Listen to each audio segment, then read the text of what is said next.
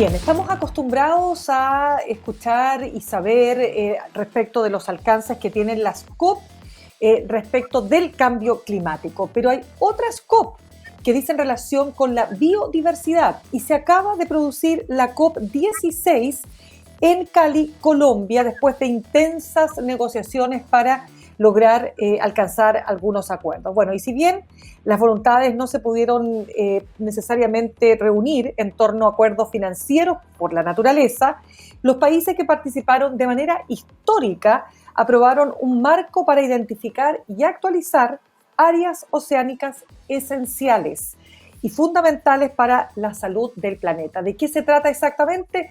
Se lo vamos a preguntar a nuestra siguiente entrevistada, Sara Larraín, ecologista, directora de Chile Sustentable. Sara, ¿cómo estás? Gracias por estar con nosotros esta tarde en Sin Pretexto. Hola Mirna, muchas gracias por la invitación y encantada de conversar sobre esta COP que acaba de terminar el fin de semana en Colombia. Que como tú Perfecto, y bien de hecho decías, sí, claro, es adelante. que de hecho precisamente lo estábamos conversando antes de comenzar la entrevista, Sara. Tenemos la noción de las COP por el cambio climático, pero estas COP son menos conocidas. Quiero preguntarte, ¿en qué consiste una COP por la biodiversidad? Para partir conversando. Bueno, la COP en general en inglés es Conference of the Parties en el sistema de Naciones Unidas, y la conference es conferencia de las partes, y las partes son los países.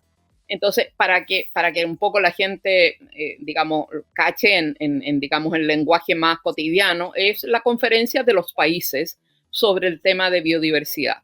¿Y qué es lo que se ve? Se ve cuáles son los avances del cumplimiento de la Convención de Protección de la Biodiversidad que se firmó en Río en 1992 en la Cumbre de la Tierra, en la misma convención en la cual se firmó la Convención de Cambio Climático.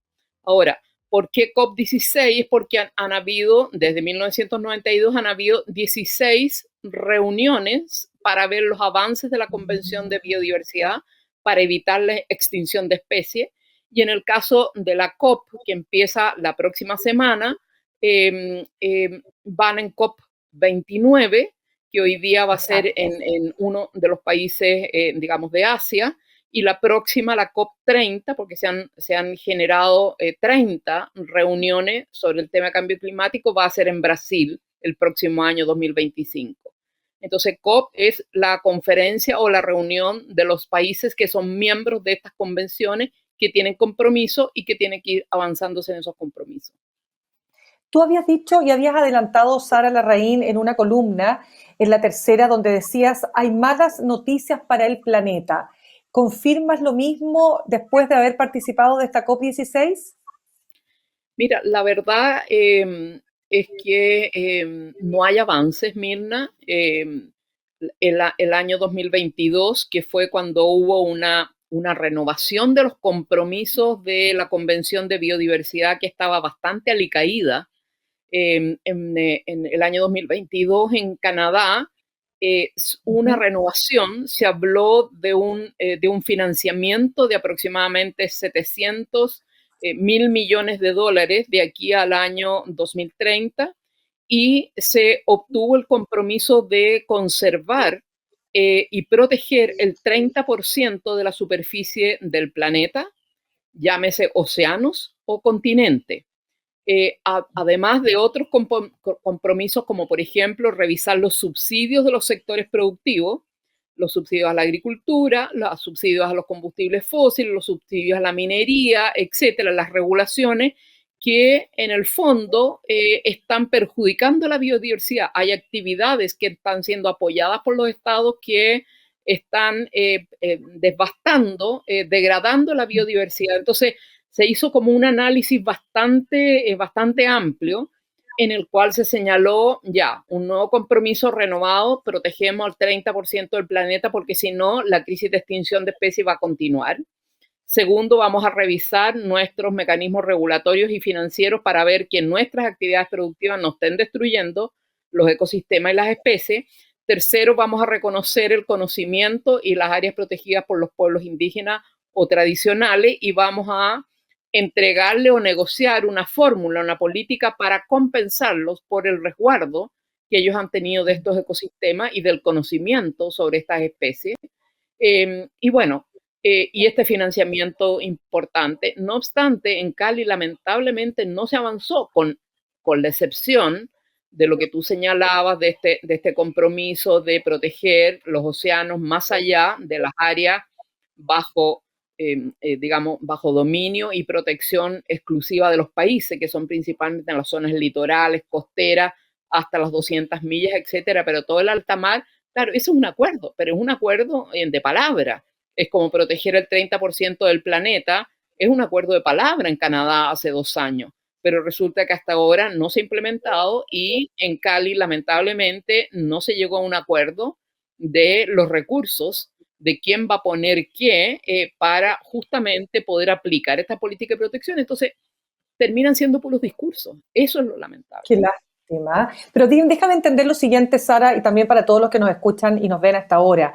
Cuando hablamos de que de los 200 millas hacia adentro, del mar adentro, no hay acuerdo, no se ha logrado establecer quién va a proteger ese mar. Bueno, a ver, para ponerlo en términos súper claros, ¿protegerlos de qué y de quiénes? Bueno, en el caso del mar, hay una convención del mar. Y esa Ujú. convención es un acuerdo internacional de Naciones Unidas, como es la convención o los acuerdos para protección de los derechos humanos, etcétera. Es decir, hay marcos generales de que espacios compartidos como la atmósfera y el océano, que no está bajo jurisdicción nacional, tiene que ser protegido en ciertas reglas. ¿Cuáles son esas reglas? Bueno, hoy día estamos viendo a propósito de las ballenas y de las salmoneras que se vieron justamente afectadas en la semana en que estaba haciendo la COP de biodiversidad. Hoy día en general, por ejemplo, la caza de ballena a nivel internacional por países como Noruega, Japón, etcétera, se da en aguas internacionales. Esos países muchas veces son parte de la Convención del Mar o la Convención Marítima Internacional y son miembros de la Comisión Marítima Internacional, pero no están respetando una serie de reglas cuando hay vedas, etcétera, etcétera. Entonces, un nuevo acuerdo sobre ese acuerdo, si no está acompañado de un órgano que va a supervigilar, va a fiscalizar y de un órgano que va a tener recursos para poder poner en esa fiscalización, ya sea satelital o ya sea física a través de buques, submarinos, me da lo mismo, se restringe a meros discursos, es decir, no se implementa. Entonces, hay una falsa idea de que estamos avanzando en cambio climático, que estamos avanzando en protección de biodiversidad porque se comprometió a que se iba a proteger el 30% de la superficie terrestre, sea océano o continente, y se comprometió a revertir el cambio climático para que la temperatura no suba más de 1,5 y resulta que ya estamos en 1,4 en la temperatura y que las lucas para proteger el 30% de la biodiversidad no están, por lo tanto son meros discursos. Entonces, hay un gasto tremendo en una institucionalidad internacional en estas COP, 30 para clima, 16 para biodiversidad, donde llegan tecnócratas de alto nivel en aviones, se gastan en hoteles, en reuniones, en aires acondicionados y finalmente, al final del día de estas reuniones, el planeta sigue degradándose y el clima sigue calentándose. Entonces, esa es un poquito la impotencia que está frente al tema de compromisos o planes de acción sin un financiamiento que los haga posible. Son mero discursos. Y entonces creemos que hoy día estamos frente a una triple crisis de contaminación, de extinción de especies y de calentamiento global, y ya no da para más. Mira lo que pasó en España, justamente la semana pasada también con las inundaciones. Todo el mundo vio esas imágenes, entonces esto sigue aumentando y resulta que no hay compromisos políticos y financieros finalmente para revertir esta situación. Pero, a ver, eso es muy importante, qué bueno que mencionas lo de España, porque claro, es una crisis en Valencia, ¿no? De más de 200 muertos, de unas crecidas que uno no se imagina, ¿no? Está más como acostumbrado a verlo en esta parte del mundo, o al menos, digamos, en territorios que son más vulnerables. Y estamos viendo en un país desarrollado, ¿no es cierto?, el desastre que eso generó. Cuando hablamos de que no hay financiamiento, es como hacerse trampa en el solitario, ¿o no, Sara? Así es. Así es, lamentablemente, y en todas estas convenciones ha ocurrido lo mismo. Hay un grupo de países que son particularmente aquellos países que tienen economías industrializadas, que son los que se han financiado, digamos, se han beneficiado del uso de los recursos naturales del planeta principalmente a través de los sistemas industriales, la minería, etcétera, etcétera, o en el caso del mundo industrializado, de los combustibles fósiles que alimentan, obviamente, los modelos industriales y que son los que se han beneficiado de este desarrollo, pero los países donde han quedado los pasivos ambientales o donde hoy día se están generando los impactos por cambio climático, aluviones, inundaciones, o los países como Brasil, Colombia, etcétera, Chile y etcétera, África, para qué decir, que se están siendo afectadas en sus recursos genéticos, en la biodiversidad, no tienen ninguna posibilidad de financiar o de decir, mire, paro el desarrollo, paro de exportar.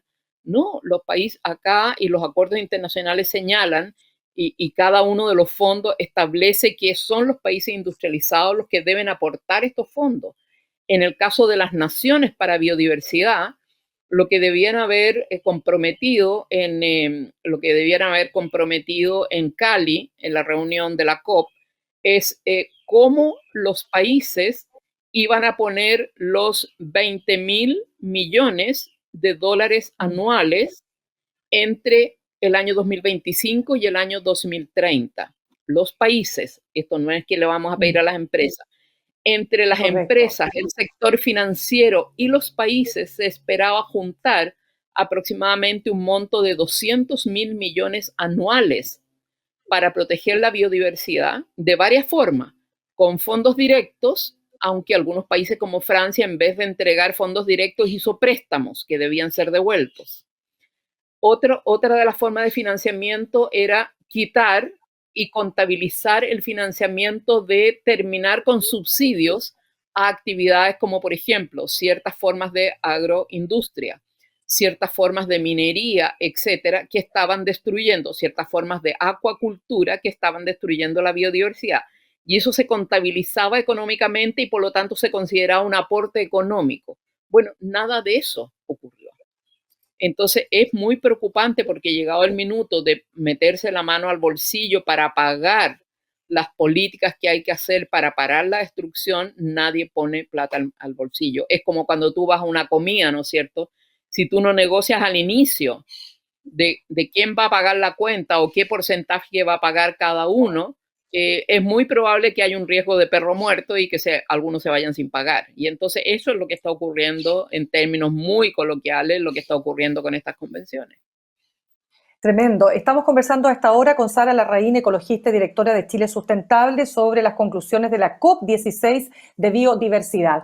A ver, ¿hay algo que tú rescates de estas COP? Siempre hablando de las COP de biodiversidad, a pesar de todos de las trampas, como decía yo, que se hacen en los países en el solitario, pero ¿hay algo que se puede rescatar de estos eventos? Mira, yo creo que, y soy totalmente partidaria, y creo que no hay otro camino para detener Mm. la crisis climática, de extinción de especies y de contaminación que la colaboración. O sea, nadie se salva solo, este planeta es uno solo y el destino que corra va a ser el destino de todos, no de algunos. Algunos podrán defenderse más o tener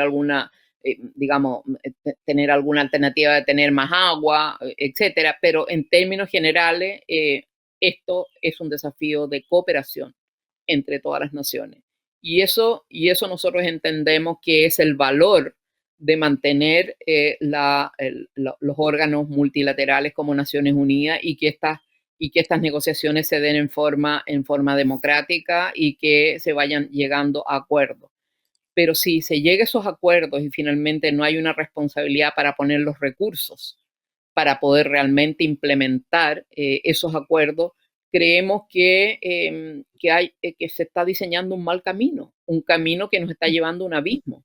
Entonces, ¿por qué no llegamos a estos acuerdos pero finalmente que al identificar la forma de implementarlos, hagamos una innovación y, por ejemplo, pongamos los recursos a nivel territorial, pongamos los recursos a nivel local de los territorios donde está la biodiversidad que hay que proteger y no a través de los fondos, el Global Environmental Facility, el Fondo Mundial para la Biodiversidad, que entre la burocracia, que llegue y no sé qué, finalmente llega un décimo, llega tarde y finalmente, digamos, estás alimentando a una tremenda burocracia internacional que finalmente no resuelve los problemas. Entonces, hay una parte importante y en Cali fue súper, yo diría, un grupo muy fuerte de organizaciones indígenas, rurales, comunidades tradicionales, incluso digamos, afrodescendientes, que son muy fuertes en Brasil y en Colombia, donde señalaron, mire, dennos recursos directos para que nosotros podamos continuar protegiendo la biodiversidad que hemos protegido. Porque después de todo, en aquellas partes del planeta donde las tierras están bajo propiedad indígena o protección indígena, es donde está la biodiversidad. Dennos recursos que son mínimos en relación a los grandes fondos que ustedes están señalando para nosotros seguir protegiendo la biodiversidad. Eso sería un primer paso.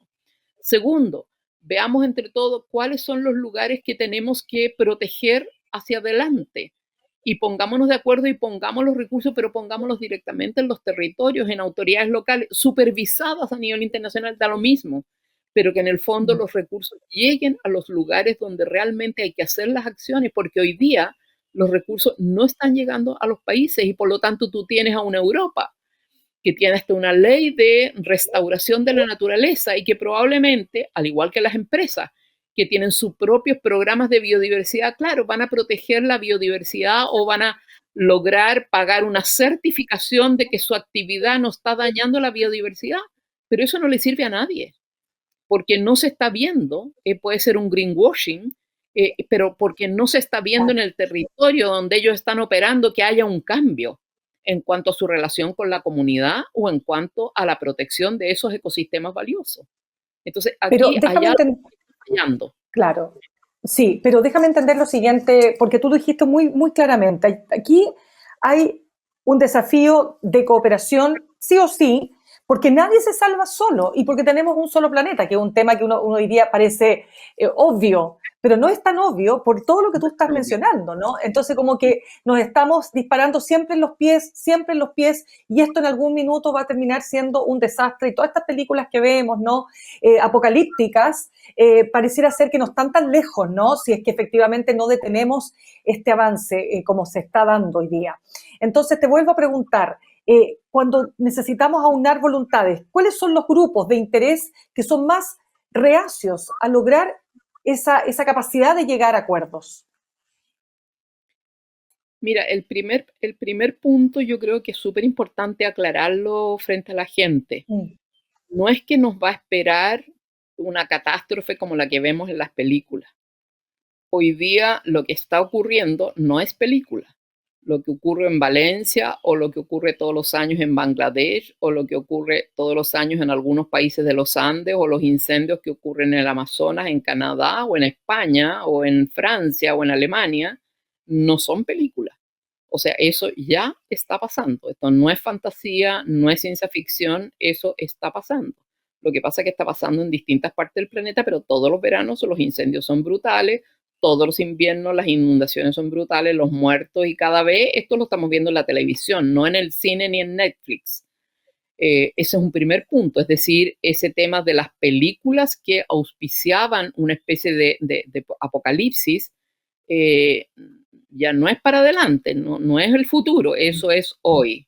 El desastre está ocurriendo hoy día y lamentablemente se muestra más lo que ocurre en los países, digamos, que tienen más desarrollo, más economía, porque hay más cámaras, hay más periodistas, no sé, pero lo que ocurre en países como África y Asia es impresionante todos los años. Entonces, esa tragedia está ocurriendo.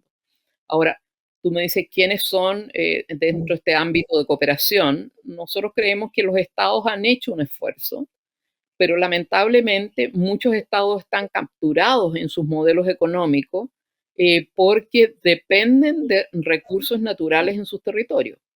Y no hay nada más claro que ver las últimas negociaciones, tanto en Egipto como en Emiratos Árabes, de las reuniones de las COP 28 y 27 y 28, donde los países petroleros que dependen del petróleo, que es causa de los gases de efecto invernadero, eh, no llegaron a compromiso. Se peleaban las frases de terminar con los combustibles fósiles hasta reducir los combustibles fósiles cuando sabemos que sigue aumentando el consumo de combustibles fósiles, tanto petróleo como carbón y gas natural, por supuesto.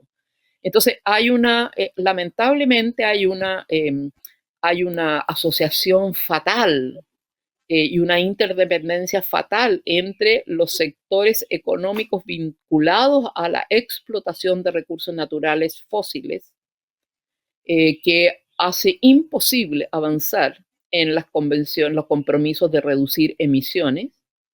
Y por otro lado, hay un compromiso brutal entre los países con actividades como minería, digamos, pesca, sector forestal, etcétera, etcétera, y los países que debieran comprometerse a proteger la biodiversidad, porque son dependencias económicas directas de países exportadores, principalmente de materias primas. Y es por eso que en los últimos años se ha puesto el énfasis em, en que financien aquellos países que se están beneficiando estructuralmente de esas industrias basadas en combustibles fósiles, basadas en minerales, ahora minerales críticos para alimentar la transición energética. Siempre se le pone un título que los legitima, porque de lo contrario no tienes ninguna posibilidad de exigirle a un país que depende del petróleo de que deje salvo que los otros países lo compensen por no, que es lo que ocurrió con el proyecto Yasuní en Ecuador, que los países paguen para dejar el petróleo bajo el suelo en el Amazonas ecuatoriano. Bueno, el fondo no se concretó. Y hoy día se está protegiendo sin ninguna garantía, digamos, económica, se está protegiendo esa tierra, pero el país está siendo perjudicado porque no puede exportar ese petróleo. Entonces, hay esta relación de simbiosis maldita entre la dependencia de muchas naciones de su exportación de materias primas como combustibles fósiles, productos mineros, productos forestales, productos pesqueros, agroindustrias, que son justamente actividades que son la causa de la destrucción de la biodiversidad o del aumento de las emisiones de CO2. Entonces, para cerrar, solamente, Sara, preguntarte lo siguiente, ¿qué nos espera? Porque tenemos compromisos que se tienen que cumplir, otras veces no se cumplen, las razones tú las has entregado, el tema financiamiento. Bueno, ¿qué nos espera entonces para la siguiente COP? Algunos dirán, ¿para qué sigo participando? Tú dices, no, hay que seguir participando.